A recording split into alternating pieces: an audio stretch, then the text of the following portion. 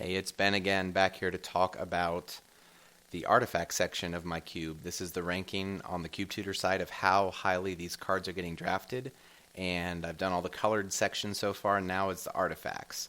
So first up is Soul Ring, pretty self-explanatory. It's the best card in the cube, so seeing it first here is fine.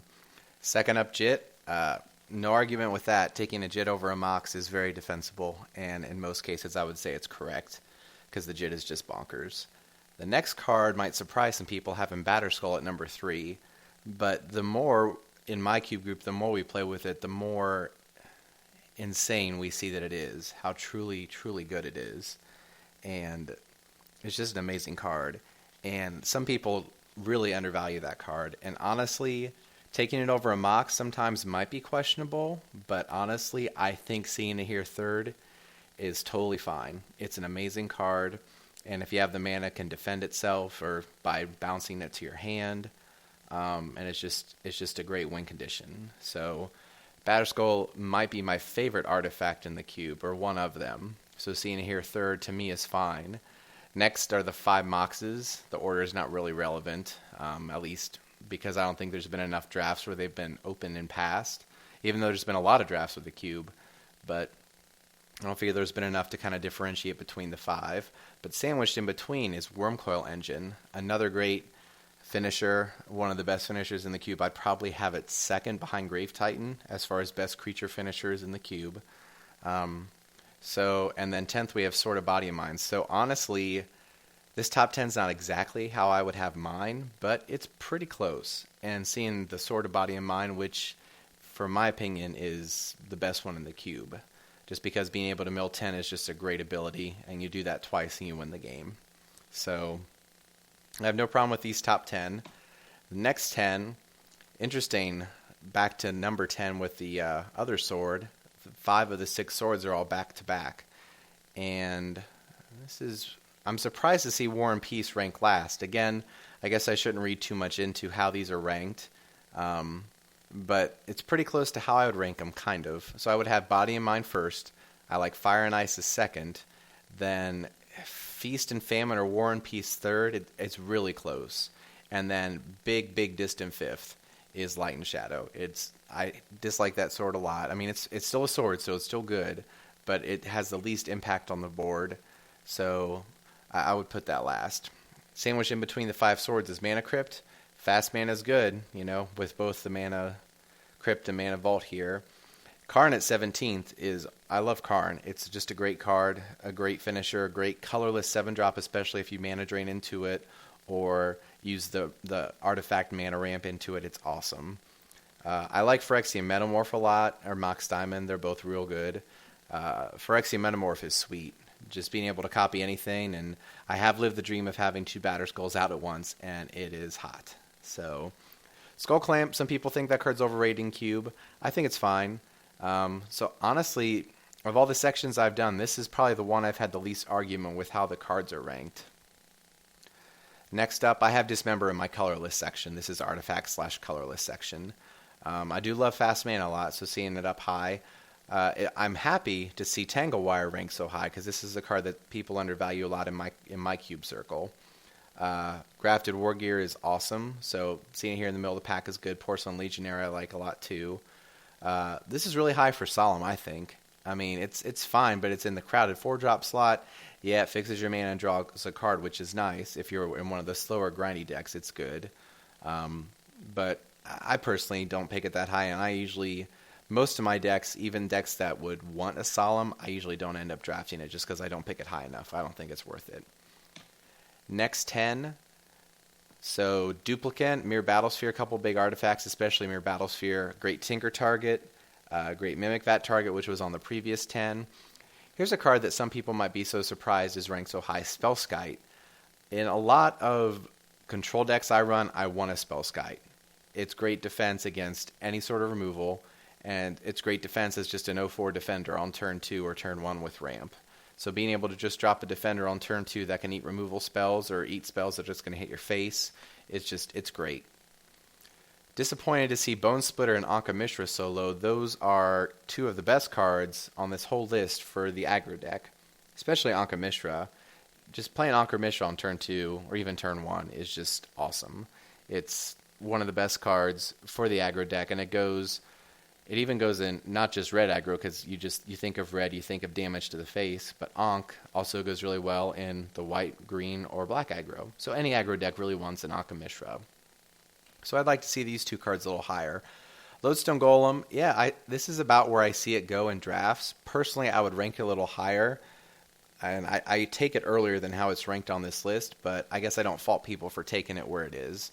But especially an aggro deck or even a mid-range deck that has some ramp, it's nice to be able to drop it out there. Next 10, Mental Misstep's been doing pretty good in our cube. Has not been amazing, but it is a little more situational counterspell, but it is a counterspell, and being able to hit a lot of the key 1-drops, especially like on turn 1 if you're on the draw, being able to counter their key 1-drop, especially against the aggro deck, is so strong.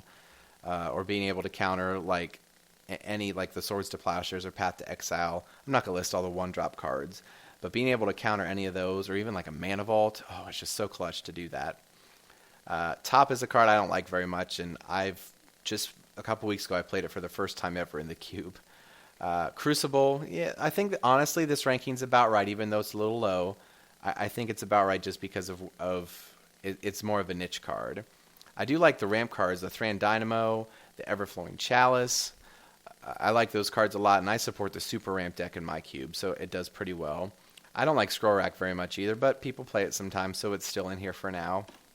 Pithing Needle, after my experience last week, I've grown to respect the card a little more, because in a couple matchups it did some serious work, and did some serious work against some manlands and saved me a ton of life and helped me win a matchup against the aggro deck that I surely would have lost otherwise. So after my experience last week with Pithing Needle and all its interactions, like in the Artifact deck, even though I don't support that, or in like the Tinker deck, it's really good. So I'm happy with Pithing Needle. Then a few months ago, actually about 6 months ago, it wasn't even in my cube. I'm glad I put it back in. Next 10, disappointed to see Black Vice so low. Great aggro card. Lightning Greaves, I still don't know what to think about Lightning Greaves as rare as people are playing it. I'm still not sure what to think. So here are the Masticores. We're in the bottom 15 of the cube, and we have these 2 Masticores here, followed by the original Masticore.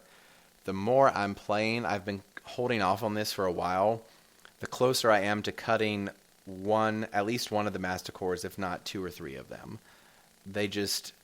Their time has passed, it really has, and having to discard a card each turn, they just feel, every time they get played, which honestly nowadays is not that often, they always feel too slow. They feel too slow. And that's not where you want to be, especially like Razormane just hoses the aggro deck, but you have to first off live long enough to cast 5 mana, and it has to not die to any artifact removal spell. If I had to keep one, I would probably rank it like this. I would probably keep Molten Tail just with his synergies with cards like Survival or creature-heavy decks as a way to just kind of burn out the opponent. And then I would keep Razormane second and then regular 1/3. So here are the Eldrazi. I think it's fine to see them ranked this low because, again, they're in more of a niche archetype in the green super ramp deck. But I've been really happy with its results in the cube. And more importantly, the green ramp deck is the most popular deck at my card shop where I play. So it's important to cater to your audience. In addition to that, the 2 Eldrazi that I don't run Emrakul, the 2 Eldrazi are good enough to be supported in it. So these cards I've been very happy with it. Spinethopter, a lot of people don't play, but I like it as just as a Stormfront Pegasus that you pay 2 life to do. And especially going in any color, giving you some evasion in any color, including like red, which doesn't have a ton of flyers. Black doesn't have very many flyers either. So giving you some evasion, or green, giving you some evasion in those colors is really nice. Last 4, I have Squee in the colorless section. It's definitely undervalued here. It should be ranked higher. It has some more interactions. Surprised I don't know if I'm surprised, but Smokestack is ranked low. I guess it's one of those cards it takes a little time to get going, so maybe that's why people just don't appreciate it or draft it that often. Curse Scroll, I'm not a huge fan of Curse Scroll. Even in my aggro decks, I usually don't even want to play it. But other people seem to like it, some people play in their aggro decks. And anytime, even against the super aggro decks, anytime it's played against me, I'm usually pretty happy because that means they're spending 2 mana, at least usually half their mana that they have, and giving me more information by showing me the 1 or 2 cards they have left in their hand. So I don't like Curse Scroll very much. I have been thinking this might be sacrilege about cutting Memory Jar recently, and this is more good evidence as to why it should be cut. It's the least drafted artifact in my cube on here. After 18,000 picks, Memory Jar is the least drafted artifact in my cube. It has some great interactions, especially with recently added cards like Living Death or any cards like that. But I feel like the amount of stuff that makes it really good, and yeah, it's a ton of card advantage if you can untap with it, but people just don't play it. I don't think it's that strong. People don't play it, so I guess that's 2 valid reasons to get rid of it. So I keep hitting the wrong button. All right. So back to recap the bottom of the list. If I had to cut one artifact today, I probably would cut regular Masticore first, and then I would probably cut either Razormane Masticore or Memory Jar if I was forced to cut artifacts. But I run a 540 cube, so I have a little cushion there. I used to run 500 for a long time, but moving up to 540 has allowed me to first off support 12 drafters, which has been a big win, and more importantly, given me some wiggle room to keep some quote-unquote lesser cards in the cube. But I'm at the point where if I got a card that's just chaff, I'll just cut it, even if I don't have a replacement for it. I run a couple fun cards in my cube, so even though I'm only listed at like 531 or 533, I have like 5 custom fun cards that I run. So that gets me right to 540. So, plus there's always cards from the new set that we're testing. Like right now we're testing 8 M14 cards. So that's my summary of the artifact section. I really don't have a lot of debate with this list in general, especially the top 20. The cards I'm most disappointed to see low, the Bone Splitter Nakamishra, I'm very disappointed to see him low. It's very eye-opening to see the Masticores rank so poorly, and Memory Jar, just a card I don't draft very highly. I think Smokestack is important just to have its presence there. Yes, it's not as good as Braids, but it's a card with a similar type of effect, and especially now that I have Nether Void in the cube as well, those cards all go together really well, and it's important to keep enough support in a cube this size. Because if I have 3 good targets with Nether Void, Smokestack, and Braids, they all function similarly. That's essentially 2 cards. 2 of those 3 will be in an 8-man draft. So important to make sure the cards are there for the people who want to draft that. So that's my summary of the artifact section, and Soul Rings are awesome.